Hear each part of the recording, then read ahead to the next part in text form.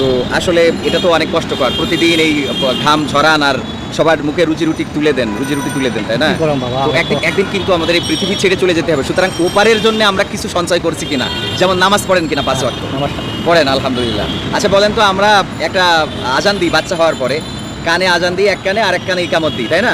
ছোট বাচ্চা হইলে এই নামাজটা কখন হয়? এই নামাজটা এটা বাবা করতে পারলাম। এই নামাজটা হয় জানাজার নামাজ, আজান ছাড়া নামাজ। আসলে কি আজান ছাড়া? আজান দেয়া হয় যখন জন্মগ্রহণ করে, তখন এক কানে আজান আর এক কানে কি ইকামত দেয়া হয়। কালেমায় শাহাদাতটা বলতে পারবেন?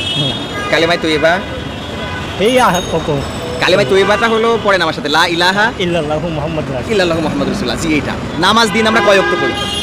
5 ওয়াক্ত। 5 ওয়াক্ত। ফজরের নামাজে আমরা কয় রাকাত ফরজ নামাজ পড়ি? প্রথমে 4 রাকাত করলে তো হয়, 4 রাকাত করে। মোট আমরা 4 রাকাত নামাজ পড়ি, কিন্তু 2 রাকাত ফরজ, 2 রাকাত নফল। সুন্নাহ, হ্যাঁ, নফল না, সুন্নাহ। হ্যাঁ, ও এই যে আমার হুজুর দেশে আপনার পরিবারের জন্য যতটুকু